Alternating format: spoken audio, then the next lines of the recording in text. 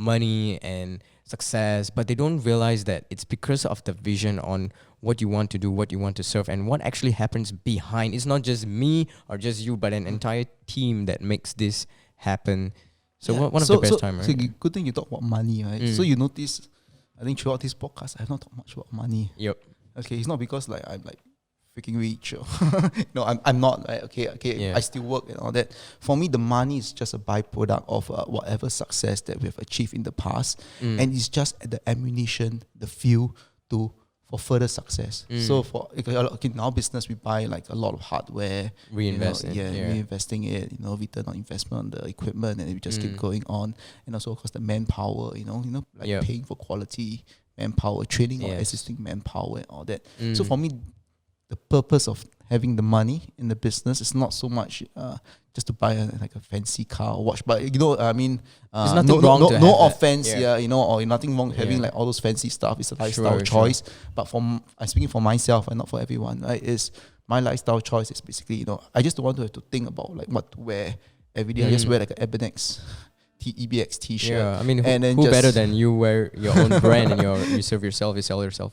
And I really like what you raised. So basically, it's the amount of money that you receive from business, all the profits. It's fine to splurge, to treat yourself, to go on a holiday, to buy some fancy stuff. But it's also great if you reinvest it into making your systems or whatever you are committed to do even better. Make yourself, because at the end of the day, you're always serving customers. You're always serving clients. So how can you actually make your product or your service better? So it comes back down to what value do you represent in the industry? Like all of us, we have a value, right? So sometimes our value is defined by our salary. Like, why is someone like $3,000 a month or $5,000 or $10,000 a month?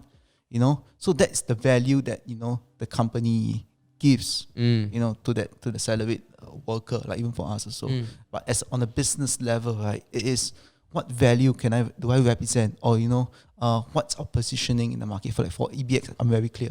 It's live music, right? It's helping the musicians. It's putting up like good shows, moving to do all the fancy stuff like production design, basically. But what's the end product, right? Is to help the musicians on stage deliver a fantastic show for the people that's attending the show, the audience and all that.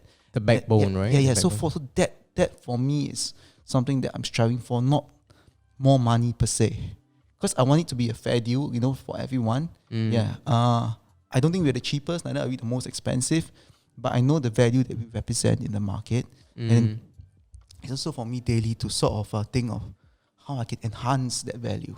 I think that's important. So if every day I'm adding value, I'm enhancing my value, I'm helping others in the industry to recognize the value that we represent. Like a simple example, right? Like, why would you pay like someone like a superstar hairstylist like $300 to cut your hair, and then the guy then you also have $15 haircut. So what differentiates like a $300 hairstylist and the $15 hairstylist? Yep, it's the value. It's the value. It comes right down to the value. Yep.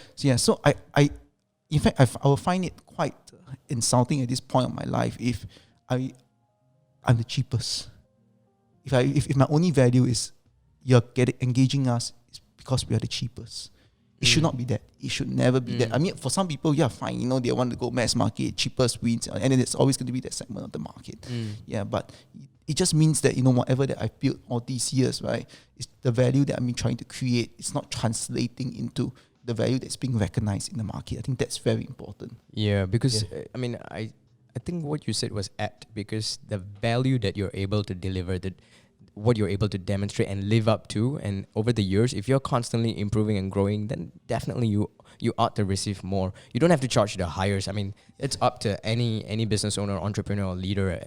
But I totally I want it to be like my journey. Self-made. Yeah, in fact, EBX, as of today at least, right, we don't have any investors, we have no loans, and we have no partners. So basically what you see is what you get. It's all paid for.